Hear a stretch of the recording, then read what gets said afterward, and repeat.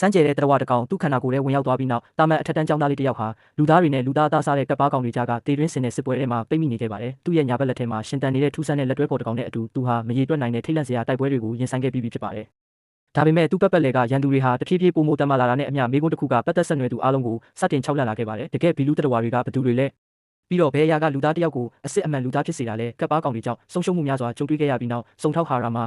ာဟာနောက်ဆုံးမှာတော့မမျှော်လင့်ထားတဲ့အရာတစ်ခုကိုရှာဖွေတွေ့ရှိခဲ့ပါတယ်။ Origami Origami လို့ခေါ်တဲ့အန်ဒီရများတဲ့စိတ်ဝေဒနာရှင်လူသက်သမား psychopath မှာထူးဆန်းတဲ့ပါရမီတစ်ခုရှိနေပုံရပါတယ်။သူဟာတနည်းမဟုတ်တနည်းနဲ့လူတစ်ယောက်ဟာလူသားစစ်စစ်လားဒါမှမဟုတ်သူတို့ခန္ဓာကိုယ်ထဲမှာကပ်ပါးကောင်တစ်ကောင်ပုံအောင်နေသလားဆိုတာကိုခွဲခြားသိနိုင်ပါတယ်။ဒီစွမ်းရည်ကဘလောက်အသုံးဝင်မလဲဆိုတာကိုသဘောပေါက်ပြီးဟာရာမာဟာသူ့ကိုရဲစခန်းကိုခေါ်ဆောင်လာခဲ့ပြီးတန်တရားရှိသူအားလုံးကိုစစ်ဆေးဖို့အသုံးချခဲ့ပါတယ်။တယောက်ပြီးတယောက်လူတိုင်းဟာအခန်းထဲကိုဝင်လာခဲ့ကြပါတယ်။ Origami ကပုံမှန်မဟုတ်တာဘာမှမခံစားရတဲ့အခါတိုင်းသူဟာအဲ့ဒီလူကလူသားဖြစ်ကြောင်းရဲအရာရှိတွေကိုရိုးရိုးသားသားပဲပြောပြပြီးသူတို့ကိုလည်းချက်ချင်းပြန်လွှတ်ပေးခဲ့ပါတယ်။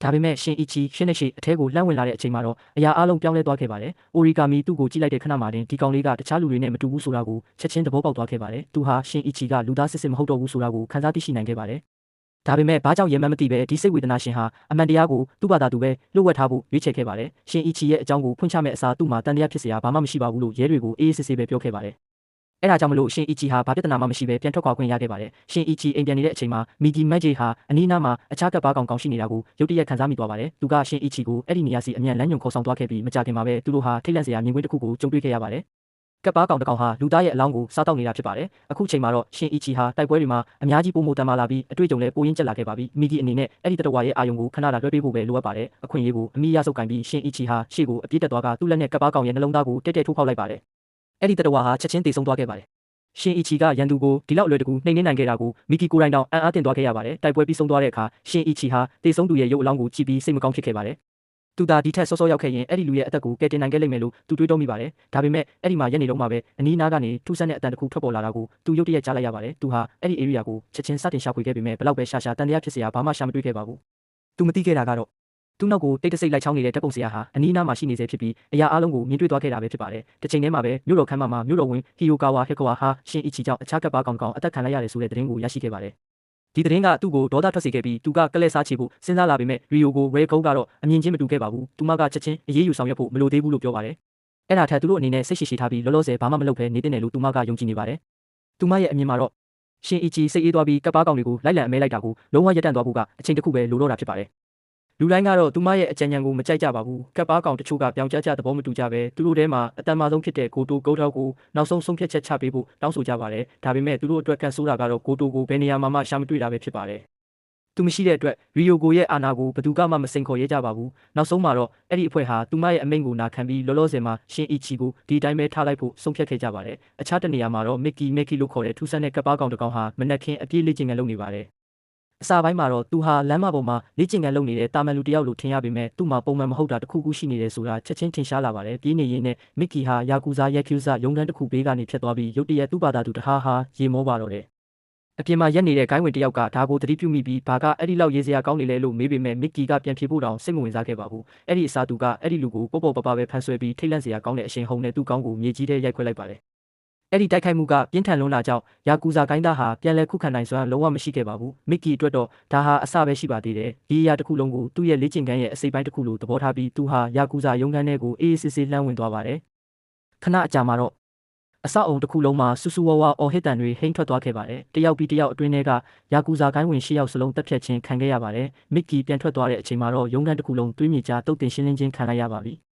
တစ်ချိန်တည်းမှာပဲအနီးအနားကစားတောက်ဆိုင်တစ်ခုမှာရီယိုကိုဟာလက်ပုံဆရာကူရီမိုရီနဲ့တွေ့ဆုံမှုစီစဉ်ခဲ့ပါတယ်။ကူရီမိုရီဟာရှင်အီချီနဲ့ပတ်သက်တဲ့အချက်လက်တွေကိုတိတ်တဆိတ်စူးစောင်းနေခဲ့တာဖြစ်ပါတယ်။သူရိုက်ထားတဲ့တပ်ပုံတွေကိုရဲတွေကိုပေးနိုင်လိမ့်မယ်လို့သူယုံကြည်နေပါတယ်။အာဏာပိုင်တွေကရှင်အီချီကိုဖမ်းဆီးနိုင်ရင်သူတို့ဟာအခြားကပ်ပါးကောင်တွေပုံအောင်နေတဲ့နေရာတွေကိုပါဖော်ထုတ်နိုင်လိမ့်မယ်လို့တွေးနေတာပါ။ဒါပေမဲ့ရီယိုကိုကဒီအစီအစဉ်ဟာသူမစီကိုတိုက်ရိုက်ဦးတည်လာနိုင်တယ်ဆိုတာကိုသိနေပါတယ်။သူအလင်းစလိုမလုံဆောင်မိစေဖို့အတွက်သူမကကူရီမိုရီကိုနောက်ထပ်အနည်းငယ်လောက်ထပ်ဆောင်ပေးဖို့တောင်းဆိုခဲ့ပါတယ်။သူမကရှင်အီချီဟာတစ်ချိန်ကသူမရဲ့တပည့်ဖြစ်ခဲ့ပြီးလုံးဝတေချာရေးရမှုမရှိဘဲသူ့ကိုတစ္ဆာမဖောက်ချင်ဘူးလို့အကြောင်းပြပါတယ်။အဲ့ဒီအကြောင်းပြချက်ကလုံလောက်တဲ့ယုတ်တိရှိပုံရတာကြောင့်ကူရီမိုရီကလောလောဆယ်ဆိုင်းငံ့ထားဖို့သဘောတူခဲ့ပါတယ်။ဒါပေမဲ့သူဟာစုံစမ်းစစ်ဆေးမှုကိုတော့မရက်တန့်ခဲ့ပါဘူး။အစည်းအဝေးကနေထွက်ခွာပြီးနောက်သူဟာရှင်အီချီရဲ့ကျောင်းကိုတွားရောက်ပြီးသူ့ကိုအဝေးကနေဆက်လက်စောင့်ကြည့်နေခဲ့ပါတယ်။သူညလေး40နှစ်ဒါပေမဲ့ဒီတစ်ချိန်မှာတော့ရှင်အီချီကသူ့ကိုသတိပြုမိသွားပါတယ်။မိမိနောက်ယောင်ခံလိုက်ခံနေရတယ်ဆိုတာကိုသိလိုက်ရတဲ့ခဏမှာပဲသူကအစီအစဉ်တစ်ခုထုတ်လိုက်ပါတယ်။လူအများရှိမှာကူရီမိုရီကိုရင်ဆိုင်မဲ့အစားရှင်အီချီကသူ့ကိုလူတူထက်တဲ့နေရာကနေလူတူကင်းဝေးတဲ့နေရာတစ်ခုစီတိတ်တဆိတ်ခေါ်ဆောင်သွားခဲ့ပါတယ်။သူတို့နှစ်ယောက်တည်းရှိသွားတဲ့အခါရှင်အီချီကသူ့ကိုထောက်ပိတ်ပြီးအပြေတောင်းပါတော့တယ်။ထွက်ပြေးစရာလမ်းမရှိတော့တဲ့အတွက်ကူရီမိုရီဟာနောက်ဆုံးမှာတော့အမှန်တရားကိုဖွင့်ပြလိုက်ရပါတော့တယ်။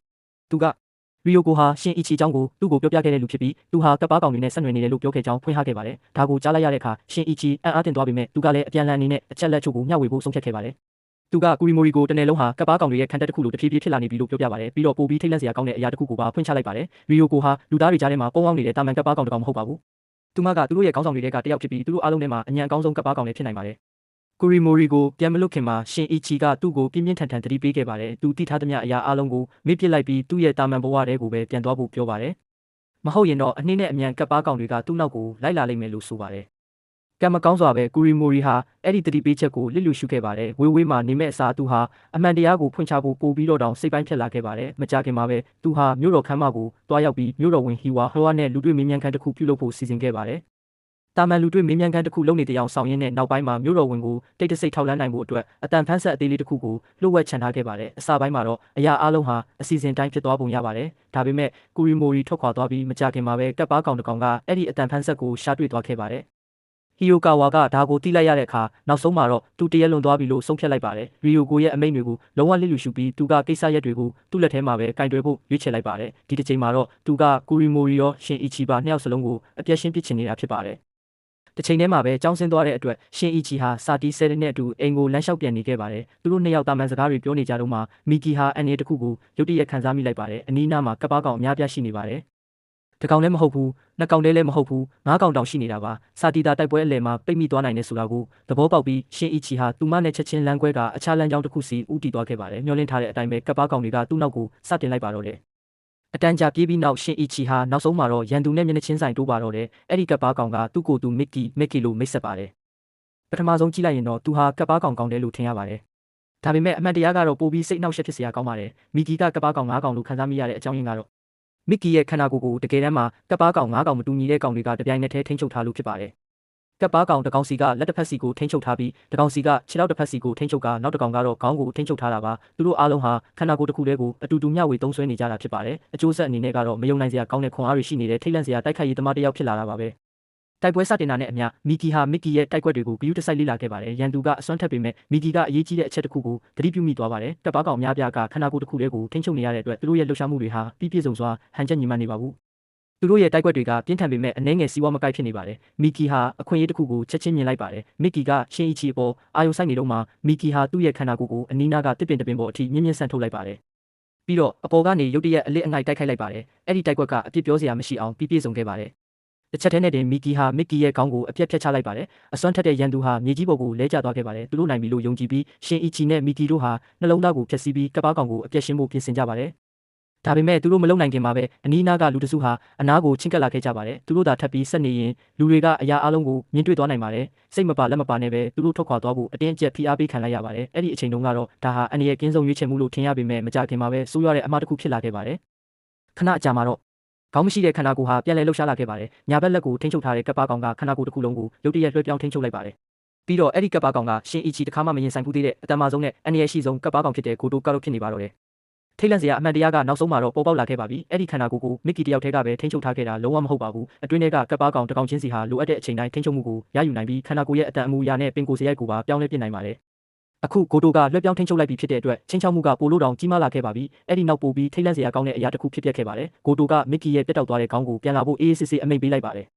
ပြတ်ထွက်သွားတဲ့ခေါင်းဟာထူးဆန်းတဲ့ကပ်ပါချီလက်တွေကိုအသုံးပြုပြီးမြေကြီးပေါ်မှာစတင်တွားသွားပါတော့တယ်ဖြည်းဖြည်းချင်းအဲ့ဒါဟာခန္ဓာကိုယ်စီကိုပြန်လည်ရောက်ရှိသွားပြီးသူ့ဘာသာသူပြန်လည်ဆက်ဆက်သွားခဲ့ပါတယ်တစ်ချိန်တည်းမှာပဲကူရီမိုရီဟာအိမ်မှာသူ့ရဲ့သမီးလေးနဲ့အတူအချိန်ကုန်လွန်စေနေပါတယ်ခဏတာအတွင်းမှာတော့အရာအလုံးဟာပုံမှန်အတိုင်းအေးချမ်းနေခဲ့ပါတယ်နောက်တော့သူဟာဈေးကိုခဏသွားဖို့ဆုံးဖြတ်ခဲ့ပေမဲ့သူပြန်ရောက်လာတဲ့အခါသူ့ရဲ့တိုက်ခန်းအဆောက်အုံအနီးမှာရထားတဲ့တန်တရားဖြစ်စရာရင်ချို့ကိုသတိပြုမိသွားပါတယ်ဆိုးရွားတဲ့ခံစားချက်တစ်ခုကသူ့စိတ်ထဲမှာချက်ချင်းပြည့်နေသွားခဲ့ပါတယ်သူသမီးလေးရဲ့ဘေးကင်းရေးအတွက်စိုးရိမ်ပြီးသူဟာတက်နိုင်သမျှအမြန်ဆုံးစတင်ပြေးပါတော့တယ်သူပိုနီးကပ်လာလေထိတ်လန့်ချောက်ချမှုကပိုပြီးလွှမ်းမိုးလာလေပါပဲအဲ့ဒီနောက်သူဟာဆိုးရွားလာတဲ့အမှန်တရားကိုရှာတွေ့သွားခဲ့ပါတယ်သူ့ရဲ့သမီးလေးဟာကပ်ပါကောင်တွေရဲ့တက်ဖြတ်ခြင်းကိုခံလိုက်ရပါပြီအဲ့ဒီမြင်ကွင်းကသူ့ကိုလုံးဝစီးစီးညံ့ညံ့ကြေးမွားသွားစေခဲ့ပါတယ်သူ့ရဲ့ဝမ်းနည်းပူဆွေးမှုတွေဟာဒေါသအဖြစ်ကိုချက်ချင်းပြောင်းလဲသွားခဲ့ပါတယ်လူတက်မှုဖြစ်ပွားပြီးနောက်စုံထောက်ဟာရာမာဟာကူရီမိုရီကိုကပ်ပါကောင်တွေနဲ့တနည်းမဟုတ်တနည်းပတ်သက်နေနိုင်တယ်လို့တန်တရားဝင်ပြီးစစ်မေးခဲ့ပါတယ်ဒါပေမဲ့ကူရီမိုရီကတော့စုံစမ်းစစ်ဆေးမှုကိုစိတ်မဝင်စားတော့ပါဘူးသူအလိုချင်ဆုံးအရာကကလဲစားချေဖို့ပဲဖြစ်ပါတယ်နောက်တော့ဘယ်သူမှမကြည့်နေတဲ့အချိန်မှာသူဟာရဲစခန်းကနေတိတ်တဆိတ်ထွက်ပြေးလွတ်မြောက်သွားခဲ့ပါတယ်။တစ်ချိန်တည်းမှာပဲရီယိုကိုဟာကူရီမိုရီရဲ့သမီးလေးတည်ဆုံသွားတဲ့အကြောင်းကိုသိရှိသွားခဲ့ပါတယ်။အခြားကပ်ပါကောင်အများစုနဲ့မတူဘဲသူမဟာဖြစ်ပျက်ခဲ့တဲ့အရာပေါ်အလွန်အမင်းစိတ်နှောက်ယှက်ဖြစ်သွားခဲ့ရပါတယ်။သူမဟာဟီယိုကာဝါကိုချက်ချင်းသွားရောက်ရင်ဆိုင်ခဲ့ပါတယ် ရီယိုကိုဟာဒေါသဥပေါက်ကွဲနေခဲ့ပါတယ်။သူမရဲ့အမိန့်တွေကိုမနာခံဘူးလို့ဆွဆွဲပါတယ်။သူဟာရှင်အီချီနဲ့ကူရီမိုရီတို့ကိုမတုတ်တင်နိုင်ခဲ့ရုံတင်မကပဲအပြစ်မဲ့တဲ့ကလေးငယ်တယောက်ကိုပါတေဆုံးစေခဲ့လို့ဖြစ်ပါတယ်။အဲ့ဒီအငင်းပွားမှုကကပ်ပါကောင်ခေါင်းဆောင်တွေကြားထဲမှာကြီးထွားလာနေတဲ့သဘောထားကွဲလွဲမှုကိုဖော်ပြနေပါတယ်။အဲ့ဒီနောက်မှာတော့ရီယိုကိုဟာအိမ်ပြန်လာပြီးသူမရဲ့သားလေးနဲ့အတူတိတ်ဆိတ်တဲ့အချိန်ချို့ကိုကုန်လွန်စေခဲ့ပါတယ်။သူမကလေးနဲ့ကစားနေတော့မှသူမကိုယ်တိုင်တစ်ခါမှမမျှော်လင့်ထားတဲ့ခံစားချက်တွေကအတွင်းထဲမှာစတင်ကြီးထွားလာခဲ့ပါတယ်။တဖြည်းဖြည်းချင်းမိခင်တယောက်အနေနဲ့အတွေ့အကြုံကသူမကိုပြောင်းလဲပေးနေခဲ့တာဖြစ်ပါတယ်။ပထမဆုံးအကြိမ်အနေနဲ့သူမဟာကပ်ပါကောင်အများစုနားမလည်နိုင်တဲ့စိတ်ခံစားမှုတွေကိုစတင်နားလည်လာခဲ့ပါတယ်။ဒါပေမဲ့သူမရဲ့အေဂျင့်နဲ့အခိုက်အတန့်ကတော့အကြာကြီးမခံခဲ့ပါဘူး။အခန်းထဲကထွက်လာပြီးမကြခင်မှာပဲရီယိုကိုဟာမိမိနောက်ယောင်ခံလိုက်ခံနေရတယ်ဆိုတာကိုသတိပြုမိသွားပါတယ်။ကပ်ပါကောင်အများပြားကသူမကိုတိတ်တဆိတ်ချေရခံနေကြတာဖြစ်ပါတယ်။မတိကျင်အောင်ဆောင်ရင်းနဲ့သူမကသူတို့ကိုကားပါကင်တစ်ခုစီအေးအေးဆေးဆေးခေါ်ဆောင်သွားခဲ့ပါတယ်။တခြားလူတွေနဲ့ဝေးရာကိုရောက်သွားတဲ့အခါသူမကရက်တံပြီးလှည့်ကြည့်လိုက်ပါတယ်။ခဏအကြာမှာတော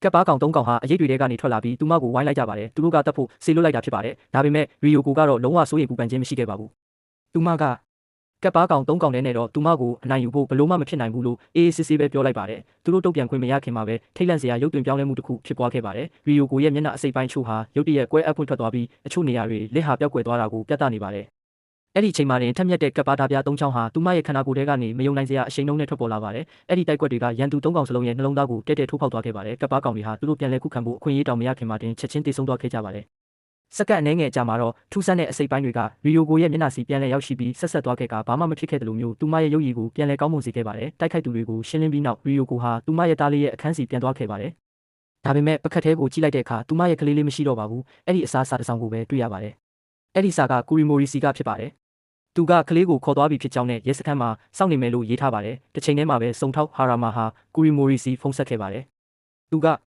သူတို့အတူတူပူးပေါင်းပြီးကပ်ပါကောင်တွေကိုကလဲစားချနိုင်ဖို့အတွက်သူ့ရဲ့ဒီနေရာကိုဖွင့်ပြောဖို့ဖြောင်းဖျခဲ့ပါတယ်။ဒါပေမဲ့ကူရီမိုရီကညှင်းဆန်ခဲ့ပါတယ်။သမီးဖြစ်သူတေဆုံးမှုကြောင့်ဝမ်းနည်းမှုနဲ့ဒေါသတွေလွှမ်းမိုးနေတဲ့အတွက်သူကအရာအလုံးကိုသူ့ဘာသာသူပဲကင်တွယ်ဖို့စွန့်ညင်းနေခဲ့တာပါ။ဖုန်းချပြီးနောက်သူကရီယိုကိုစီကိုသူ့ရဲ့ဒီနေရာကိုလှုပ်ဝက်ပေးပို့လိုက်ပါတယ်။ရီယိုကိုအဲ့ဒီ message ကိုရရှိတဲ့အခါသူမကသူ့ကိုတွားရောက်တွေ့ဆုံဖို့ဆုံးဖြတ်ခဲ့ပါတယ်။ဒါပေမဲ့မထွက်ခွာခင်မှာသူမကရှင်အီချီကိုလည်းဖုန်းဆက်ပြီးလာခဲ့ဖို့ပြောခဲ့ပါတယ်။တစ်ချိန်တည်းမှာပဲဂျပန်အထူးတပ်ဖွဲ့ Task Force ဟာနောက်ဆုံးမှာတော့ကပ်ပါကောင်အရေးအတွက်အများပြားဟာခရိုင်အုပ်ချုပ်ရေးအဆောက်အုံတွင်းမှာပုံအောင်နေတယ်ဆိုတာကိုရှာဖွေတွေ့ရှိသွားခဲ့ပါတယ်။သူတို့ဟာအကြီးစားစစ်စင်ရေးတစ်ခုကိုချက်ချင်းစတင်လိုက်ပါတော့တယ်။ရဲရရှိတွေအခင်းဖြစ်ပွားရာနေရာကိုရောက်ရှိလာတာနဲ့အမျှအဆောက်အုံရဲ့အပေါ်ဆုံးမှာစနိုက်ပါသမားစနိုက်ပါတယောက်ရှိနေတယ်လို့ကြေညာခဲ့ပါတယ်။ဒီအချက်ကိုအကြောင်းပြချက်အဖြစ်အသုံးချပြီးသူတို့ဟာအတွင်းထဲကလူတိုင်းကိုစတင်ရွှေ့ပြောင်းပေးခဲ့ပါတယ်။ဒါပေမဲ့လူစုခွဲရွှေ့ပြောင်းရခြင်းရဲ့တကယ်ရည်ရွယ်ချက်ကတော့လုံးဝကိုကွဲပြားခြားနားပါတယ်။အဆောက်အုံကနေထွက်ခွာလာတဲ့လူတိုင်းဟာအထူးစကင်ဖက်စနစ် scanning system တစ်ခုကိုမဖြစ်မနေဖြတ်တန်းရပါတယ်။အဲ့ဒီစက်ပစ္စည်းကလူသားတွေနဲ့ကပ်ပါကောင်တွေကြားကကွာခြားချက်ကိုထောက်လှမ်းသိရှိနိုင်ပါတယ်။စက်ကကပ်ပါကောင်တစ်ကောင်ကိုခွဲခြားသိရှိလိုက်တိုင်းရဲရရှိတွေကအဲ့ဒီပုဂ္ဂိုလ်ကိုလူအုပ်ထဲကနေတိတ်တဆိတ်တီးတန့်ခွဲထုတ်လိုက်ပါတယ်။ပြီးတော့သူတို့ကိုဘတ်စကားအများပြားကြားထဲမှာထောင်ပိတ်လိုက်ပါတယ်။တယောက်ပြီးတယောက်ပုံအောင်နေတဲ့ကပ်ပါကောင်တွေဟာကွမျက်ချင်းခံခဲ့ရပါတယ်။ဘာတွေဖြစ်နေလဲဆိုတာကိုသဘောပေါက်သွားပြီးကပ်ပါကောင်အများပြားဟာထိတ်လန့်ချောက်ချားကစကင်နာရီစီမရောက်ခင်ထွက်ပြေးဖို့ကြိုးစားကြပါတယ်။ဒါပေမဲ့ရဲတွေကကြိုတင်ပြင်ဆင်ထားပြီးသားပါ။အဲ့ဒီ area တစ်ခုလုံးမှာအကြီးစားလိုက်လံဖမ်းဆီးမှုကြီးစတင်มาတော့တယ်။ကပ်ပါကောင်တွေအတွက်ပိုပြီးဆိုးရွားသွားစေတာကတော့အရာရှိတွေဟာအိုရီဂါမီကိုခေါ်ဆောင်လာခဲ့ခြင်းဖြစ်ပါတယ်။သူ့ရဲ့ထူးခြားတဲ့စွမ်းရည်ကိုအသုံးပြုပြီးသူဟာတက်ရှိထောက်လှမ်းရေးစက်တစ်ခုလိုလှုပ်ဆောင်ပေးကလူသားတွေကြားတဲ့ပုံအောင်မှုစူးစမ်းနေတဲ့ဘဲကပ်ပါကောင်ကိုမဆိုခွဲခြားသတ်မှတ်ပေးခဲ့ပါတယ်။အိုရီဂါမီရဲ့ကူညီမှုနဲ့အတူအထူးတပ်ဖွဲ့ဟာကပ်ပါကောင်တွေကိုတကောင်ပြီးတကောင်အောင်မြင်စွာနှိမ်နင်းနိုင်ခဲ့ပါတယ်။နောက်ဆုံးမှာတော့သူတို့ဟာမြို့တော်ဝင်ဟီယိုကာဝါနဲ့မျက်နှာချင်းဆိုင်တိုးပါတော့တယ်။အခုချိန်ထိတောင်ဟီယိုကာဝါဟာကပ်ပါကောင်တွေဘက်ကနေကာကွယ်ပြောဆိုဖို့စူးစမ်းနေတော့မှာပဲ။ကပ်ပါကောင်တွေဟာကဘာကြီးအတွက်လိုအပ်ပြီးသူတို့ကလူဦးရေကိုထိန်းချုပ်ဖို့ကူညီပေးတာလို့ဆိုပါတယ်။ဒါပေမဲ့အရာရှိတွေကတော့နားထောင်ဖို့စိတ်မဝင်စားပါဘူး။ဘာဝေခွဲမနေပဲသူတို့တနက်တွေစတင်ပစ်ခတ်ကြပါတယ်။ကြီးစံပေါင်းရာနဲ့ချီကဟီယိုကာဝါကိုထိမှန်ခဲ့ပါတယ်။ခဏအကြာမှာတော့သူဟာမြေကြီးပေါ်ကိုလဲကျသွားခဲ့ပါတယ်။ဒါပေမဲ့ထိတ်လန့်စရာအမှန်တရားတစ်ခုပေါ်ပေါက်လာခဲ့ပါတယ်။တစ်ချိန်လုံးကပ်ပါကောင်တွေကိုထောက်ခံအားပေးခဲ့ပေမဲ့ဟီယိုကာဝါဟာတကယ်တမ်းတော့လူသားစစ်စစ်ဖြစ်နေခဲ့တာပါ။အရာရှိတွေဟာလူသားတစ်ယောက်ကိုအမှားယွင်းနဲ့တတ်မိသွားခဲ့တာဖြစ်ပါတယ်။ဘသူမှဖြစ်ပျက်သွားတဲ့အရာကိုအပြည့်အဝမတွေးတောနိုင်ခင်မှာပဲနောက်ထပ်လူရိတ်တစ်ခုပေါ်လာခဲ့ပါတယ်။ဂိုတိုရောက်ရှိလာခဲ့ပါပြီ။အိုရီဂါမီသူ့ကိုမြင်လိုက်ရတဲ့ခဏမှတင်ဂိုတိုကလူသားမဟုတ်ဘူးဆိုတာကိုချက်ချင်းအတည်ပြုပေးခဲ့ပါတယ်။ဒီအရာရှိတွေချက်ချင်းစတင်ပစ်ခတ်ကြပေမဲ့တခြားသူတွေနဲ့မတူပဲဂိုတိုကတော့လုံးဝကိုအစင်တန်းကွဲပြားခြားနားတဲ့သူဖြစ်ပါတယ်။သူ့ရဲ့ဘဲဘက်လက်ထဲကကပ်ပါကောင်ကိုအသုံးပြုပြီးသူဟာဒိုင်းလော့တစ်ခုလိုအကာအကွယ်တားဆီးတစ်ခုကိုဖန်တီးလိုက်ပါတယ်။ကြီးစံတွေဟာအဲ့ဒါကိုထိမှန်ပြီးစက်ကူဘောလုံးလေးတွေလိုပဲဘာမှမဟုတ်တယ်လို့လွင့်စင်ကျသွားခဲ့ပါတယ်။စောင့်ကြည့်နေတဲ့လူတိုင်းမြင်တက်သွားခဲ့ရပါတယ်။ဒီတတဝါရဲ့စွမ်းအားကသူတို့တစ်ခါမှမမြင်ဘူးသေးတဲ့အရာမျိုးဖြစ်ပါတယ်။ပထမဆုံးအကြိမ်အနေနဲ့အိုရီဂါမီကိုယ်တိုင်တောင်ထိတ်လန့်ချောက်ချားသွားခဲ့ရပါတယ်။အဲ့ဒီမှာဆက်နေခြင်းကတေးခြင်းတရားပဲရှိလိမ့်မယ်ဆိုတာသဘောပေါက်ပြီးသူဟာဘယ်သူမှသတိမထားမိခင်တိတ်တဆိတ်ဖဲခွာသွားခဲ့ပါတယ်။အဲ့ဒီဆုံးဖြတ်ချက်ကပဲသူ့ရဲ့အသက်ကိုကယ်တင်ပေးလိုက်တာဖြစ်ပါတယ်။ဘာလို့လဲဆိုတော့စက္ကန့်ပိုင်းကြာမှာပဲဂိုတိုဟာအရာရှိတွေကိုထိတ်လန့်စရာကောင်းလောက်အောင်အလွယ်တကူစတင်တက်ဖြစ်ပါတော့တယ်။တစ်ချိန်တည်းမှာပဲရီယိုကိုဟာကူရီမိုရီကသူမရဲ့ကလေးနဲ့အတူစောင့်ဆိုင်နေတဲ့စုံမက်ကိုရောက်ရှိလာခဲ့ပါတယ်။သူမက သူသမီးရဲ့တေဆုံးမှုအတွက်သူမမှာတာဝန်မရှိကြောင်းချက်ချင်းရှင်းပြပေမဲ့ကူရီမိုရီကတော့နားထောင်ဖို့ညှင်းဆန်ခဲ့ပါတယ်။သမီးလေးဆုံးရှုံးလိုက်ရတဲ့နာကျင်မှုကသူ့ကိုလုံးဝလွှမ်းမိုးထားခဲ့ပါပြီ။အခုသူအလိုချင်ဆုံးအရာကကလဲစားချေဖို့ပဲဖြစ်ပါတယ်။မကြခင်မှာပဲရှင်အီချီရောက်လာပြီးသူ့ကိုစိတ်အေးထားဖို့ဖြောင်းဖြပါတယ်။အခြေအနေတွေပိုဆိုးမလာခင်ရက်တက်မှုကူရီမိုရီကိုသူတောင်းပန်ခဲ့ပါတယ်။ကံမကောင်းစွာပဲသူ့ရဲ့စကားတွေကဘာတက်ရောက်မှုမှမရှိခဲ့ပါဘူး။ရီယိုကိုဖြည်းဖြည်းချင်းချင်းကပ်လာတာနဲ့အမျှစုံထောက်ဟာရာမာနဲ့သူ့ရဲ့အဖွဲ့ဟာနောက်ဆုံးမှာတော့ကူရီမိုရီရဲ့တီနေရာကိုခြေရာခံပြီးသွားပြီးအခင်းဖြစ်ပွားရာနေရာစီအပြေးလွှာရောက်လာကြပါတယ်။အရာရှိတွေရောက်လာတာကိုမြင်လိုက်ရတဲ့အခါကူရီမိုရီဟာစိတ်အခြေအနေလုံးဝထိမ့်မနိုင်သိမ့်မရဖြစ်သွားခဲ့ပါတယ်။စိတ်ပြအားငယ်မှုနဲ့သူကကလေးကိုချင်းချောက်ပြီးအနေရရှိတဲ့အမြင့်ကနေပစ်ချဖို့ကြိုးစားပါတော့တယ်။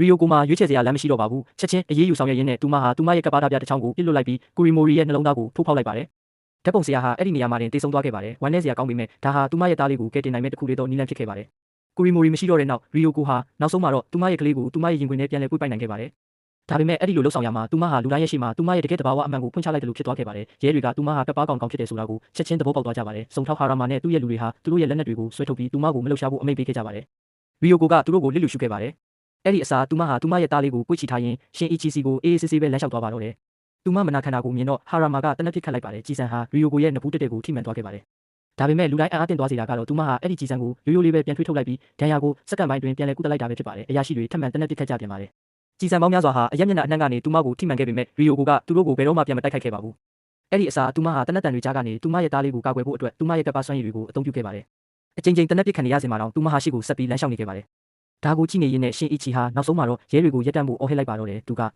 သူမရဲ့ရင်ခွင်ထဲကကလေးဟာလူသားစစ်စစ်ဖြစ်ကြောင်းသူတို့ကိုတတိပေးလိုက်ပါတယ်။ဒါကိုကြားရတော့ဟာရာမာကသူ့ရဲ့လူတွေကိုပြစ်ခတ်မှုရက်တန့်ဖို့အမိန့်ပေးခဲ့ပါတယ်။သွေးတွေရွှဲနစ်နေပြီးမတ်တက်ရက်နိုင်ုံတည်ရှိတော့တဲ့ရီယိုကိုဟာနောက်ဆုံးမှာတော့ရှင်အီချီစီကိုရောက်ရှိသွားခဲ့ပါတယ်။သူမကဒါဟာနှုတ်ဆက်ခြင်းဖြစ်တယ်လို့သူ့ကိုတိတ်တဆိတ်ပြောလိုက်ပါတယ်။အဲ့ဒီနောက်လူသားတွေကြားထဲမှာရှင်တန်ရခြင်းကသူမကိုအရာများစွာတင် जाပေးခဲ့တယ်လို့ဝန်ခံခဲ့ပါတယ်။ပထမဆုံးအကြိမ်အနေနဲ့သူမဟာကပ္ပကောင်အများစုတစ်ခါမှမခံစားဘူးတဲ့ခံစားချက်တွေကိုအစစ်အမှန်နားလည်သွားခဲ့ပါပြီ။သူမရဲ့သားလေးကိုငုံကြည့်ရင်သူမကိုယ်တိုင်တာမန်မိခင်တယောက်လိုရှင်တန်ပြီးသူ့ကိုပြုစုပြောထောင်ပေးခြင်းခဲ့မိတယ်လို့ဝမ်းနည်းစွာပြောရှာပါတယ်။ဒါပေမဲ့အဲ့ဒီအိမ်မက်ကဘယ်တော့မှအကောင့်ထဲပေါ်မလာနိုင်ဘူးဆိုတာသူမသိနေပါတယ်။အဲ့ဒါကြောင့်သူမကကလေးကိုရှင်အီချီရဲ့လက်ထဲကိုညင်သာစွာအနံခဲ့ပါတယ်။သူမကဒီကောင်လေးကိုပျော်ရွှင်ပြီးကျမ်းမာတဲ့လူသားတစ်ယောက်ဖြစ်ပြုစုပြောထောင်ပေးဖို့သူ့ကိုတောင်းဆိုခဲ့ပါတယ်။အဲ့ဒီနောက်ရီယိုကိုကအံ့အားသင့်စရာအရာတစ်ခုကိုဖွင့်ဟခဲ့ပါတယ်။သူမလှုပ်ဆောင်ခဲ့တဲ့မြအရာအလုံးထဲမှာသူမရဲ့အကြီးကျယ်ဆုံးစမ်းသပ်မှုဟာလူသားတွေကိုလေ့လာခြင်းမဟုတ်ပါဘူး။အဲ့ဒါကမိခင်တယောက်ဖြစ်လာခြင်းပဲဖြစ်ပါတယ်။ပြီးတော့အခုအချိန်မှာသူမဟာအဲ့ဒီခံစားချက်ကိုနောက်ဆုံးတော့ကြုံတွေ့လိုက်ရပြီဖြစ်တဲ့အတွက်သူမရဲ့ရည်ရွယ်ချက်ဟာပြည့်စုံသွားပြီလို့သူမကယုံကြည်နေပါတယ်။စက္ကန့်အနည်းငယ်ကြာမှာတော့သူမရဲ့ခန္ဓာကိုယ်ဟာအားရင်ကုန်ခန်းသွားခဲ့ပါတယ်။ရီယိုကိုဟာမြေကြီးပေါ်ကိုလဲကျပြီးကွယ်လွန်သွားခဲ့ပါတယ်။လူတိုင်းစောင့်ကြည့်နေကြစင်မှာပဲသူမရဲ့ခန္ဓာကိုယ်ဟာလျင်မြန်စွာပုတ်တိုးဆွေးမြေ့သွားခဲ့ပါတော့တယ်။ဒီလိုရင်ခွဲမတက်ခံစားရတဲ့မြင်ကွင်းကိုမြင်လိုက်ရတာကရှင်အီချီကိုသူ့ရဲ့ကိုယ်ပိုင်မိခင်မိမိရဲ့ကလေးကိုကာကွယ်ဖို့အတွက်အရာအလုံးကိုဆွန့်လွတ်အနစ်နာခံသွားခဲ့တဲ့သူ့အမေကိုပြန်လည်တရိယာစေခဲ့ပါတယ်။သူ့ရဲ့စိတ်ခံစားမှုတွေကိုထိန်းချုပ်ထားနိုင်စွမ်းမရှိတော့ဘဲသူဟာနောက်ဆုံးမှာတော့စိတ်လျှော့ပြီးငိုကြွေးပါတော့တယ်။အဲ့ဒီအချိန်မှာတင်စာတီဟာအခင်းဖြစ်ပွားရာနေရာကိုရောက်လာခဲ့ပါတယ်။သူမကသူ့စီကိုလမ်းလျှောက်သွားခဲ့ပြီးသူတို့နှစ်ယောက်ဟာကလေးလေးတာကြီးတဲကားကိုပွေ့ချီထားရင်းအချင်းချင်းဖက်လဲတကင်းရှိခဲ့ကြပါတယ်။ခဏတာတွင်းမှာတော့ပယမ်းပါတာဖြစ်ပျက်မှုတွေဟာနောက်ဆုံးမှာတော့အဆုံးသတ်သွားခဲ့ပုံရပါတယ်။နောက်ပိုင်းမှာအခြေအနေတွေငြိမ်သက်သွားပြီးနောက်ရဲအရာရှိတယောက်ကတာကီကိုစောက်ရှောက်မှုအောက်ထဲခေါ်ဆောင်သွားခဲ့ပြီးစုံထောက်ဟာရာမာကတော့ဖြစ်ပျက်ခဲ့သမျှအရာအလုံးနဲ့ပတ်သက်ပြီးရှင်အီချီကိုစစ်မေးဖို့ပြင်ဆင်နေခဲ့ပါတယ်။ဒါပေမဲ့မင်းမြန်ကန်မစတင်နိုင်ခင်မှာပဲအခြားအရာရှိတယောက်ကဆိုးရွားတဲ့သတင်းဆိုးတစ်ခုနဲ့အတူအပြေးလွှာရောက်လာခဲ့ပါတယ်။မြို့တော်ခမ်းမကစစ်စင်ရေးဟာကပ်ပေးတစ်ခုနဲ့အဆုံးသတ်သွားခဲ့ပါပြီ။အထူးတပ်ဖွဲ့တစ်ခုလုံးတုတ်တင်ရှင်းလင်းခြင်းခံလိုက်ရပြီးအဲ့ဒီလိုဖြစ်အောင်လုပ်ခဲ့တဲ့တရားခံကတော့ကိုတိုဖြစ်ပါတယ်။လူတိုင်းချက်ချင်းမြို့တော်ခမ်းမစီဦးတည်သွားခဲ့ကြပါတယ်။သူတို့ရောက်ရှိသွားတဲ့အခါသူတို့ဟာထိတ်လန့်စရာကောင်းတဲ့မြင်ကွင်းတစ်ခုနဲ့စီးကြိုခြင်းခံခဲ့ရပါတယ်။ကိုတိုဟာလူသားရဲ့ကောင်းကျက်တစ်ခုကိုဘာမှမဟုတ်တယ်လို့မျိုးသူတို့စီကိုပေါ့ပေါ့ပါပါပဲပစ်ချလိုက်ပါတယ်။အဲ့ဒီမြင်ကွင်းကလူတိုင်းကိုထိတ်လန့်တုန်လှုပ်ပြီးကြက်တည်တည်သွားစေခဲ့ပါတယ်။မီဂီကသူ့ကိုချက်ချင်းမှတ်မိသွားခဲ့ပြီးရှင်အီချီကိုထိတ်လန့်စရာကောင်းတဲ့အရာတစ်ခုပြောပြပါတယ်။ဒါဟာသူတို့စောစောပိုင်းကတိုက်ခိုက်ခဲ့တဲ့ရန်သူဖြစ်ပြီးဒါပေမဲ့အခုသူကအများကြီးပိုပြီးတတ်မှလာခဲ့ပါပြီ။ပထမဆုံးအကြိမ်အနေနဲ့မီဂီကိုယ်တိုင်တော့အတန်ပလန်တွေမှာကြောက်ရွံ့မှုတွေဆွတ်ဖက်နေခဲ့ပါတယ်။သူကရှင်အီချီကိုထွက်ပြေးဖို့ပြောလိုက်ပြီးရှင်အီချီကလည်းနားထောင်ခဲ့ပါတယ်။နောက်ထပ်တစ်စက္ကန့်မြတောင်အချိန်မဖြုံးတော့ပဲသူဟာလှည့်ပြီးအားကုန်ပြေးပါတော့တယ်။နောက်ဆုံးမှာတော့သူဟာကားပါကင်တစ်ခုစီရောက်ရှိသွားခဲ့ပြီးအဲ့ဒီမှာမီဂီကအနီးနားကကားတစ်စီးကိုတောက်ဖွင့်နိုင်ခဲ့ပါတယ်။သူတို့နှစ်ယောက်အထဲကိုခုံဝင်ပြီးအရှိန်နဲ့မောင်းထွက်သွားကြပေမဲ့ကိုတိုကတော့လှုပ်ရှားနေခဲ့ပါပြီ။သူဟာအဆောက်အုံရဲ့ထိပ်ကနေခုန်ချလိုက်ပြီးမယုံနိုင်စရာကောင်းတဲ့အရှိန်ဟုန်နဲ့အောက်ကမြေကြီးပေါ်ကိုဆင်းသက်လိုက်ပါတယ်။စုံထောက်ဟာရာမာဟာချက်ချင်းတနက်စတင်ပစ်ခတ်ပါတော့တယ်။ကံမကောင်းစွာပဲကြီးစံတွေဟာဘာတက်ရောက်မှုမှမရှိခဲ့ပါဘူး။ကိုတိုကအကွက်တိုင်းကိုအလွယ်တကူပိတ်ဆို့ခဲ့ပါတယ်။အဲ့ဒီနောက်သူကအဲ့ဒီကြီးစံတွေကိုအရာရှိတွေစီပြန်လည်လွှင့်စင်သွားအောင်လုပ်လိုက်ပါတယ်။ဟာရာမာဟာထိမှန်ပြီးချက်ချင်းတေဆုံးသွားခဲ့ပါတယ်။ဒီလိုမျိုးအတိုင်းအဆမရှိတဲ့စွမ်းအားကိုမြင်တွေ့ပြီးနောက်ကြန့်ရှိနေတဲ့အရာရှိတွေဟာမျှော်လင့်ချက်လုံးဝကုန်ဆုံးသွားခဲ့ကြပါတယ်။ဘသူကမှကိုတိုကိုတားဆီးဖို့တောင်မကြိုးစားကြတော့ပါဘူး။သူတို့ဟာရိုးရိုးလေးပဲပြေးဖယ်ပေးလိုက်ပြီးသူရှင်အီချီနောက်ကိုဆက်လက်လိုက်လံဖမ်းဆီးခွင့်ပေးလိုက်ပါတော့တယ်။ခဏအကြာမှာတော့ကိုတိုဟာအစွမ်းထက်တဲ့တိုင်ပွဲဝင်မော်တော်ဆိုင်ကယ်တစ်စီးကိုလူယူပြီးသူတို့နောက်ကိုအချိန်ပြင်းပြင်းနဲ့လိုက်ပါတော့တယ်။ကားအတွင်းထဲမှာမီဂီဟာသူ့ရဲ့တီနေရာကိုအမြဲတမ်းခြေရာခံနေခဲ့ပါတယ်။အစပိုင်းမှာတော့သူတို့ကြားကအကွာအဝေးဟာတဖြည်းဖြည်းပိုပြီးနီးကပ်လာခဲ့ပါတယ်။အဲ့ဒီနောက်မီဂီကစိုးရိမ်စရာကောင်းတဲ့အရာတစ်ခုကိုရုတ်တရက်ပြောလိုက်ပါတယ်။သူတို့ကြားကအကွာအဝေးဟာအခုဆိုရင်သူည0ဖြစ်သွားပါပြီ။ရှင်အီချီတုတ်ပြန်ခွင့်မရခင်မှာပဲကိုတိုဟာမော်တော်ဆိုင်ကယ်ကိုစီးနှင်းထားတဲ့အခြေအနေနဲ့တင်သူတို့မောင်းနေတဲ့ကားရဲ့အမိုးပေါ်ကိုဝုန်းကနေဆင်းသက်လိုက်ပါတယ်။အဲ့ဒီတိုက်ရိုက်ထိမှန်မှုကရင်ကိုလုံးဝပျက်စီးလူနီးပါးဖြစ်သွားစေခဲ့ပါတယ်။မီဂီကကားကိုထိန်းချုပ်ဖို့ရုန်းကန်နေရစဉ်မှာရှင်အီချီကတော့အသက်ရှင်ကျန်ရစ်ဖို့အတွက်အသေးအတန်ကြိုးစားနေရပါတယ်။ပြင်းထန်တဲ့ရုန်းကန်မှုကနောက်ဆုံးမှာတော့သူတို့ကိုထိန်းချုပ်မှုလုံးဝဆုံးရှုံးသွားစေခဲ့ပါတယ် ကားဟာလမ်းဘေးကိုထိုးကျပျက်စီးသွားခဲ့ပါတော့တယ်ဒါဟာအသက်အန္တရာယ်စိုးရိမ်ရမယ့်အခြေအနေမျိုးဖြစ်တင်ပေမဲ့မီကီရဲ့လင်မြန်တဲ့လှုပ်ဆောင်မှုတွေကြောင့်သူတို့အသက်ရှင်ကျန်ရစ်ခဲ့ပါတယ်အဝေးကနေကြည့်ရင်ရှင်အီချီဟာမီးလောင်ကျွမ်းနေတဲ့ပျက်စီးမှုအကျွမ်းကြံတွေကိုလှည့်ကြည့်ခဲ့ပါတယ်ခဏတာအတွင်းမှာတော့သူကကိုတိုဟာနောက်ဆုံးမှာတော့တေဆုံးသွားပြီလို့ယုံကြည်ခဲ့ပါတယ်မီကီကအဲ့ဒီမျောလင်းချက်ကိုချက်ချင်းရိုက်ချလိုက်ပါတယ်သူ့ရဲ့အဆိုအရတော့ကိုတိုကိုနှိမ်နှင်းဖို့ကတာမန်ကားမောက်ယုံတင်မကပဲဒီထက်မကအများကြီးပိုပြီးလိုအပ်တာဖြစ်ပါတယ်မျောလင်းထားတဲ့အတိုင်းပဲကိုတိုဟာမိတောက်တွေထဲကနေဖြည်းဖြည်းချင်းထွက်ပေါ်လာခဲ့ပါတယ်သူ့ရဲ့ခန္ဓာကိုယ်ဟာချက်ချင်းနှီးပါပြန်လဲရှင်တန်ကူးတာလာခဲ့ပါတယ်အဲ့ဒီမှာဆက်နေလို့မရဘူးဆိုတာသဘောပေါက်ပြီးရှင်အီချီဟာတောနက်ထဲကိုပြေးဝင်သွားခဲ့ပါတယ်လန်ကီမှာသူဟာလက်နက်အဖြစ်အသုံးပြုဖို့အတွက်တစ်သားလန်တစ်စင်းကိုပြင်ဆင်ခဲ့ပါတယ်မကြခင်မှာပဲမီကီဟာစွန့်စားရမယ့်အစီအစဉ်တစ်ခုကိုစဉ်းစားမိခဲ့ပါတယ်ပထမဆုံးအကြိမ်အနေနဲ့သူဟာရှင်အီချီရဲ့ခန္ဓာကိုယ်ကနေလုံးဝတီးတန့်ခွဲထွက်လိုက်ပါတယ်အကြံစီကတော့ရိုးရှင်းပါတယ်မီကီကအရက်မျက်နှာတစ်ခုကနေတိုက်ခိုက်မှာဖြစ်ပြီးရှင်အီချီကတော့အခြားအရက်မျက်နှာတစ်ခုကနေတိုက်ခိုက်မှာဖြစ်ပါတယ်ကိုတိုနောက်ဆုံးမှာရောက်ရှိလာတဲ့အခါမီကီဟာနောက်ကနေအလစ်အငိုက်ရုတ်တရက်တိုက်ခိုက်လိုက်ပါတယ်ကံမကောင်းစွာပဲကိုတိုကအဲ့ဒီအစီအစဉ်ကိုကြိုတင်ရိပ်မိသွားခဲ့ပါတယ်သူကအဲ့ဒီတိုက်ကွက်ကိုအလွယ်တကူပိတ်ဆို့ပြီးလှည့်ကြည့်လိုက်ပေမဲ့အဲ့ဒီလှုပ်ရှားမှုကပဲအခွင့်အရေးတစ်ခုကိုဖန်တီးပေးလိုက်ပါတယ်ရှင်အီချီဟာတစ်ပင်တစ်ပင်ရဲ့နောက်ကနေအပြေးထွက်လာပြီးသူ့ရဲ့ခွန်အားရှိသမျှနဲ့တစ်သားလန်ကိုရှေ့ကိုထိုးဆိုင်လိုက်ပါတယ်အာယုံလွဲနေတဲ့အခြေအနေမှာတော့ကိုတိုဟာအဲ့ဒီတိုက်ခိုက်မှုကိုတားဆီးနိုင်ခဲ့ပါသေးတယ်ဒီဘီလူတက်တဝါရဲ့အရှိန်ဟုန်ကမယုံနိုင်စရာပါပဲမီကီကတော့လက်မလျှော့ခဲ့ပါဘူးသူဟာပြင်းထန်တဲ့ဒဏ်ရာတစ်ခုဖန်တီးနိုင်ဖို့စူးစမ်းရင်းထက်ခါတလဲလဲစတင်တိုက်ခိုက်ပါတော့တယ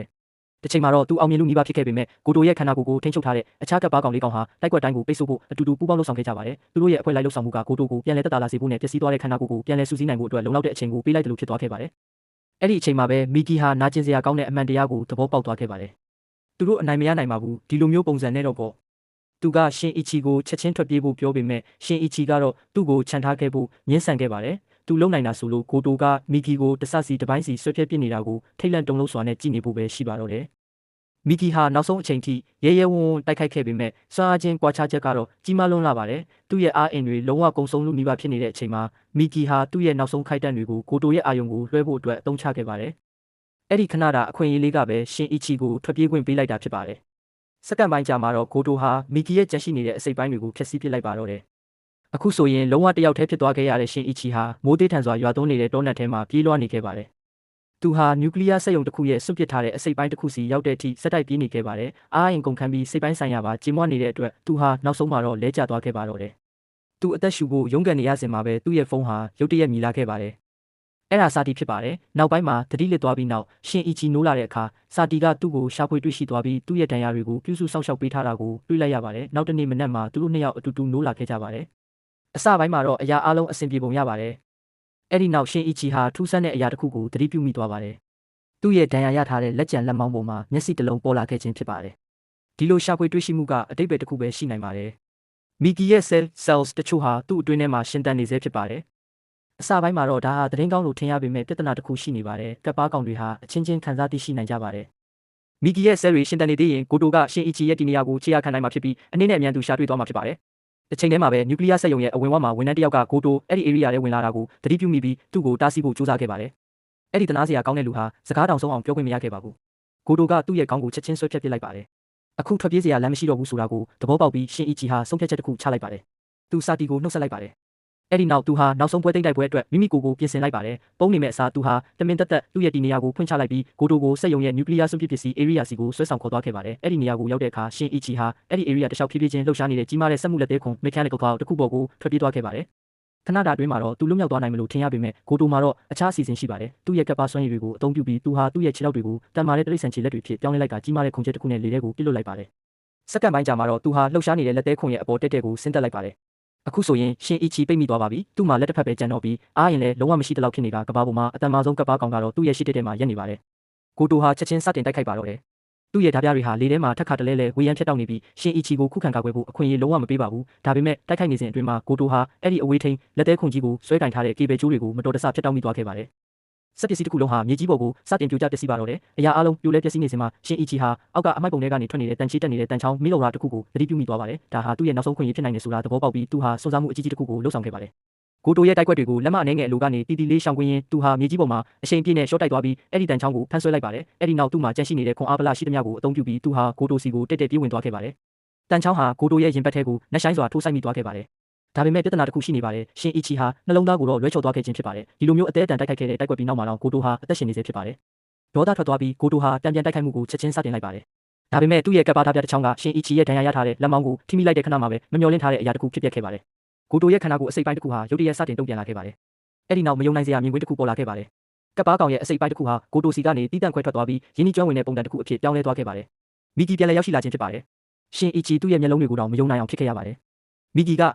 သူအရေးနေမသွားခင်မှာကိုတိုရဲ့ခန္ဓာကိုယ်အတွင်းထဲမှာသူ့ရဲ့ဆဲတချို့ကိုလှုပ်ဝက်ချန်ထားခဲ့တယ်လို့ရှင်းပြပါတယ်။အဲ့ဒီအချိန်ကလေးကအဲ့ဒီဆဲတွေဟာအတွင်းထဲကနေကိုတိုကိုတဖြည်းဖြည်းချင်းဖျက်ဆီးနေခဲ့တာဖြစ်ပါတယ်။ဒါပေမဲ့အဲ့ဒါဒီပြဿနာကမဟုတ်သေးပါဘူး။မီဂီကရှင်အီချီအသုံးပြုခဲ့တဲ့တန်ချောင်းဟာစက်ယုံကထွက်တဲ့ရေဒီယိုတက်တိကြွစွန့်ပစ်ပစ္စည်းတွေ radioactive waste နဲ့ညဉ့်ညမ်းနေခဲ့ကြောင်းကိုပါဖွင့်ပြောလိုက်ပါတယ်။အဲ့ဒီရေဒီယိုတက်တိကြွမှုကကိုတိုရဲ့ခန္ဓာကိုယ်ကိုလုံးဝပျက်စီးမှုနောက်သွားစေခဲ့တာဖြစ်ပါတယ်။ရုတ်တရက်ကိုတိုဟာထိန်းချုပ်မှုဆုံးရှုံးလာပါတော့တယ်။သူ့ရဲ့ခန္ဓာကိုယ်ဟာလိမ့်တွန်းသွားပြီးထိတ်လန့်စရာကောင်းတဲ့ဘီလူးတတဝါကြီးတစ်ခုအဖြစ်ရုပ်ပြက်ဆင်းပြက်ပြောင်းလဲသွားခဲ့ပါတယ်။သူ့ရဲ့ပုံသဏ္ဍာန်ဟာမတိမငြိမ်ဖြစ်လာပါတယ်။သူ့ရဲ့အသားအရည်တွေဟာအရေးပြောကျလာပါတယ်။သူ့အတွင်းထဲကကပ်ပါကောင်မတူညီတဲ့ကောင်တွေဟာအတူတူကောင်းမွန်စွာပူးပေါင်းမလုပ်ဆောင်နိုင်ကြတော့ပါဘူး။တစ်ချိန်ကဘယ်သူမှတားဆီးလို့မရခဲ့တဲ့တတဝါကြီးဟာတကယ်တမ်းကိုတဆစီပြိုကွဲပျက်စီးနေခဲ့ပြီဖြစ်ပါတယ်။စက္ကန့်ပိုင်းကြာမှာတော့ကိုတိုရဲ့ခန္ဓာကိုယ်ဟာပောက်ကွဲသွားခဲ့ပါတော့တယ်။နောက်ဆုံးမှာတော့ဘီလူးတတဝါကြီးအရေးနေသွားပုံရပေမဲ့အဲ့ဒီအချိန်မှာတော့ကိုတိုကတေးဖို့ညှင်းဆန်နေတော့မှာပဲသူ့ရဲ့နှလုံးသားဟာသူ့ကောင်းအတွင်းမှာပုံအောင်နေတဲ့ကပ်ပါကောင်တွေမှာဆက်လက်ခုန်ဆာနေစေဖြစ်ပါတယ်။ဖြည်းဖြည်းချင်းကြန့်ရှိနေတဲ့ဆဲတွေဟာသူ့ရဲ့ခန္ဓာကိုယ်ကိုပြန်လည်တိစောက်ဖို့ကြိုးစားနေကြပါတယ်။ဒါကိုမြင်တော့ရှင်အီချီဟာဒါကိုအဆုံးသတ်ဖို့နည်းလမ်းတစ်ခုပဲရှိတော့တယ်ဆိုတာသိလိုက်ပါတယ်။သူဟာသူ့ရဲ့ရန်သူအကျွင်းကြံတွေစီကိုဖြည်းဖြည်းချင်းလမ်းလျှောက်သွားခဲ့ပါတယ်။အဲ့ဒီနောက်သူကကိုတိုကိုတောက်လောင်နေတဲ့အမိုက်မီးရှို့ဖို့ garbage incinerator ထဲကိုတွန်းပို့လိုက်ပါတော့တယ်။မီးတောက်တွေဟာကပ်ပါကောင်ရဲ့ကြန့်ရှိနေတဲ့အရာအလုံးကိုဝါမျိုးဖျက်ဆီးပစ်လိုက်ပါတယ်။အဲ့ဒီလိုမျိုးနဲ့ပဲရှင်အီချီဟာကဘာပေါ်မှာအတန်မာဆုံးကပ်ပါကောင်ကိုနောက်ဆုံးမှာတော့အောင်မြင်စွာနှိမ့်နှင်းနိုင်ခဲ့ပါတော့တယ်။အတန်ကြာပြီးနောက်မီဂီကရေဒီယိုတက်တိကြွမှုဟာသူ့ကိုလည်းတက်ရောက်မှုရှိခဲ့ကြောင်းရှင်းပြပါတယ်။အဲ့ဒီပျက်စီးမှုကြောင့်သူ့ရဲ့ဆဲတွေပြန်လည်ကောင်းမွန်လာချိန်ထိသူဟာနှစ်ချိုက်ချိုက်အိပ်ဆက်ခြင်း deep sleep ထဲကိုဝင်ရောက်ရမှာဖြစ်ပါတယ်။အဲ့ဒီဖြစ်စဉ်ဟာနှစ်ပေါင်းများစွာဒါမှမဟုတ်ဆယ်စုနှစ်ပေါင်းများစွာတောင်ကြာမြင့်နိုင်ပါတယ်။အဲ့ဒီနောက်မီဂီကရှင်အီချီကိုနောက်ဆုံးသတင်းကောင်းတစ်ခုပေးခဲ့ပါတယ်။သူဟာလက်မောင်းကိုတက်ကြွစွာထိန်းချုပ်နေခြင်းမရှိတော့တဲ့အတွက်ရှင်အီချီဟာနောက်ဆုံးမှာတော့သူ့ရဲ့တာမန်ညာဘက်လက်ကိုပြန်လည်ရရှိတော့မှာဖြစ်ပါတယ်။တငယ်ချင်းနှစ်ယောက်ဟာဝမ်းနည်းစရာကောင်းတဲ့နှုတ်ဆက်ခြင်းကိုမျှဝေခဲ့ကြပါတယ်။သူတို့နှစ်ယောက်စလုံးအချင်းချင်းနောက်တစ်ကြိမ်ထပ်ပြီးစကားပြောခွင့်ရအောင်မလားဆိုတာမသိကြပါဘူး။အဲ့ဒီနောက်မီဂီဟာအိပ်ပျော်သွားခဲ့ပါတော့တယ်။တစ်နှစ်ခန့်အကြာမှာဘဝဟာနောက်ဆုံးမှာတော့ပြန်လည်အေးချမ်းသွားခဲ့ပါပြီ။ရှင်အီချီနဲ့စာတီတို့ဟာနောက်ဆုံးအကြိမ်တွေ့ခဲ့ရကြတဲ့ကအများကြီးကြီးထွားလာခဲ့တဲ့တာကီလေးစီကိုတွားရောက်လည်ပတ်ခဲ့ကြပါတယ်။အတူတူအချိန်ချို့ကုန်လုံးစေပြီးနောက်စုံတွဲဟာမြို့ထဲမှာလက်လျှောက်ထွက်ခဲ့ကြပါတယ်။အရာအလုံးပုံမှန်အတိုင်းအေးချမ်းနေပုံရပါတယ်။စာတီကရှင်အီချီကိုရေခဲမုံအချို့ဝယ်ပေးဖို့တောင်းဆိုခဲ့ပြီးသူကလည်းအနီးနားကဆိုင်တဆိုင်စီကိုပျော်ပျော်ရွှင်ရွှင်ပဲဦးတည်သွားခဲ့ပါတယ်။ဒါပေမဲ့အန်ရီဆိုတာဘယ်တော့မှလုံးဝပျောက်ကွယ်မသွားပါဘူး။သူတို့ကိုအဝေးကနေစောင့်ကြည့်နေတဲ့သူကတော့အိုရီဂါမီဖြစ်ပါတယ်။အဲ့ဒီစိတ်ဝေဒနာရှင်လူသက်သမားဟာရှင်အီချီအကြောင်းကိုဘယ်တော့မှမင်းမပြစ်ခဲ့ပါဘူး။သူအခွင့်အရေးရလိုက်တဲ့ခဏမှာပဲသူဟာစာတီကိုပြန်ပေးဆွဲပြီးခေါ်ဆောင်သွားခဲ့ပါတော့တယ်။ရှင်အီချီပြန်ရောက်လာပြီးသူမကိုရှာမတွေ့တဲ့အခါသူချက်ချင်းစတင်ရှာဖွေပါတော့တယ်။မကြခင်မှာပဲသူဟာအိုရီဂါမီကသူမကိုအဆောက်အုံတစ်ခုစီဆွဲခေါ်သွားတာကိုလမ်းမြင်လိုက်ရပါတယ်။ရှင်အီချီသူ့နောက်ကိုလိုက်လာမယ်ဆိုတာသိနေလို့အိုရီဂါမီဟာစာတီကိုအမိုးပွင့်ကုန်းဘက် rooftop ပေါ်ကိုခေါ်သွားခဲ့ပါတယ်။အဲ့ဒီနေရာမှာသူဟာဘာစိတ်ခံစားမှုများမပြသပဲလူတစ်ယောက်ကိုတောင်တက်ဖြတ်ခဲ့ပါသေးတယ်။ရှင်အီချီနောက်ဆုံးမှာအမိုးပေါ်ကိုရောက်ရှိသွားတဲ့အခါအိုရီဂါမီဟာသူ့ရဲ့ဆွဲလန်းမှုရဲ့အကြောင်းရင်းကိုဖွင့်ပြောပါတော့တယ်။ရဲစခန်းမှာသူ့ကိုတွေ့ခဲ့ကြတဲ့ကသူသိချင်နေခဲ့တဲ့အရာတစ်ခုရှိပါတယ်။အဲ့ဒါကတကယ်ဘီလူးတတဝါတစ်ကောင်ကသူ့ပေါ်ဘာတွေးမလဲဆိုတာပါပဲ။အိုရီဂါမီအတွက်တော့ရှင်အီချီဟာလူသားစစ်စစ်လည်းမဟုတ်တယ်လို့ကပ်ပါကောင်စစ်စစ်လည်းမဟုတ်ပါဘူး။သူကရှင်အီချီဟာအဲ့ဒီမေကွန်းကိုအဖြေပေးနိုင်မဲ့အကောင်းဆုံးပြီးပြည့်စုံတဲ့လူလို့ယုံကြည်နေတာဖြစ်ပါတယ်။အရာအလုံးကြုံတွေ့ခဲ့ရပေမဲ့ရှင်အီချီကတော့သူဟာလူသားတစ်ယောက်ဖြစ်နေသေးပါလို့အေးအေးဆေးဆေးပဲပြန်ပြောခဲ့ပါတယ်။သူကအိုရီဂါမီကိုသူဟာဘာထူးခြားတဲ့ဘလူးတတဝါမှမဟုတ်ပါဘူးလို့ဖြောင်းဖျဖို့ကြိုးစားပေမဲ့စာတီကရုတ်တရက်ကြားဖြတ်ပြောဆိုလိုက်ပါတယ်။သူမကအိုရီဂါမီကိုလူအေးကြီးလို့ခေါ်လိုက်ပြီးသူ့လိုလူမျိုးအတွက်တနာမိပါတယ်လို့ပြောလိုက်ပါတယ်။အဲ့ဒီစကားလုံးတွေကသူ့ကိုချက်ချင်းဒေါသထွက်သွားစေခဲ့ပါတယ်။သူ့မျက်နှာမှာဒေါသတွေပြည့်နေသွားခဲ့ပါတယ်။အဲ့ဒီနောက်ဘာသတိပေးချက်မှမရှိပဲသူဟာအမိုးရဲ့အဆုံးဘက်ကိုနောက်ဆုတ်သွားပြီးစာတီကိုအဆောက်အုံပေါ်ကနေအောက်ကိုပစ်ချလိုက်ပါတော့တယ်။ရှင်အီချီချက်ချင်းရှိကိုအားကုန်ပြေးသွားပါတယ်။သူအိုရီဂါမီကိုထိုးချိတ်လိုက်ပြီးသတိလစ်သွားအောင်လုပ်လိုက်ပါတယ်။အဲ့ဒီနောက်သူစာတီစီကိုခုံဝင်ပြီးသူမရဲ့လက်ကိုဖမ်းဆွဲလိုက်ပါတယ်။ခဏတာတွင်းမှာတော့သူမကိုကယ်တင်နိုင်ခဲ့ပြီလို့ထင်ရပေမဲ့သူမရဲ့လက်ချောင်းလေးတွေဟာတဖြည်းဖြည်းချင်းရှော့ချပြုတ်ထွက်သွားခဲ့ပါတယ်။သူမအောက်ကိုပြုတ်ကျသွားတာနဲ့အမျှရှင်အီချီဟာအပြစ်ရှိစိတ်တွေနဲ့လွှမ်းမိုးသွားခဲ့ရပါတယ်။သူဆုံးရှုံးခဲ့ရတဲ့လူတိုင်းရဲ့ပုံရိပ်တွေဟာသူ့စိတ်ထဲမှာဖြတ်ပြေးသွားခဲ့ပါတယ်။သူ့ရဲ့အမေရီယိုကိုမီဂီသူကြုံတွေ့ခဲ့ရတဲ့နာကျင်မှုအလုံးဟာတပြိုင်နက်တည်းပြန်လည်လှိခတ်ဝင်ရောက်လာခဲ့ပါတယ်။အဲ့ဒီနောက်ရုတ်တရက်ရင်းနှီးနေတဲ့အတန်တစ်ခုထွက်ပေါ်လာပါတယ်။အဲ့ဒါမီဂီဖြစ်ပါတယ်။အဲ့ဒီတခဏလေးတွင်းမှာပဲမီဂီဟာသူ့ရဲ့နှစ်ချိုက်ချိုက်အိတ်ဆက်ခြင်းတွေကနေနိုးထလာခဲ့တာဖြစ်ပါတယ်။သူ့ရဲ့လက်ကျန်အားအင်လေးကိုအသုံးပြုပြီးသူဟာရှင်အီချီကိုစာတီကိုဘေးကင်းရစီပြန်လည်ဆွဲတင်နိုင်ဖို့ကူညီပေးခဲ့ပါတယ်။အဲ့ဒီနောက်မှာတော့အဲ့ဒီလိုပဲလင်းမြန်စွာနဲ့သူပြန်လည်အိပ်ပျော်သွားခဲ့ပြန်ပါတယ်။သူတို့အနားယူနေစဉ်မှာရှင်အီချီဟာသူ့ကိုအချိန်တော်ကြာနှောက်ယှက်နေခဲ့တဲ့အရာတစ်ခုအကြောင်းကိုနောက်ဆုံးမှာတော့ရင်ဖွင့်ပြောပြခဲ့ပါတယ်။သူကစာတီကိုလွန်ခဲ့တဲ့လပေါင်းများစွာကတေဆုံးနေတဲ့ခွေးလေးကိုလွှင့်ပစ်ခဲ့ပြီးနောက်သူအဲ့ဒီအတွက်အလွန်အမင်းစိတ်မကောင်းဖြစ်ခဲ့ရကြောင်းပြောပြပါတယ်။နောက်ပိုင်းမှာသူပြန်သွားခဲ့ပြီးခွေးလေးကိုတစ်ပင်တစ်ပင်အောက်မှာမြေမြုပ်ပေးခဲ့ကအရာအလုံးကိုမှန်ကန်ပြန်လုပ်ဖို့ကြိုးစားခဲ့ကြောင်းဆိုပါတယ်။ဒါဟာတင်းငယ်တဲ့အခိုက်အတန့်လေးတစ်ခုဖြစ်ပေမဲ့သူဘယ်လောက်တောင်ပြောင်းလဲသွားခဲ့ပြီလဲဆိုတာကိုပြသနေပါတယ်။သူဖြတ်တန်းခဲ့ရသမျှအရာအလုံးပြီးနောက်မှာတောင်ရှင်အီချီမှာသူ့ရဲ့လူသားဆန်မှု humanity ရှိနေစေဖြစ်ပါတယ်။ပြီးတော့အဲ့ဒီအချက်နဲ့အတူပဲမယုံနိုင်စရာကောင်းတဲ့ပုံမြင်ဇလန်းကြီးဟာအဆုံးသတ်သွားခဲ့ပါတော့တယ်။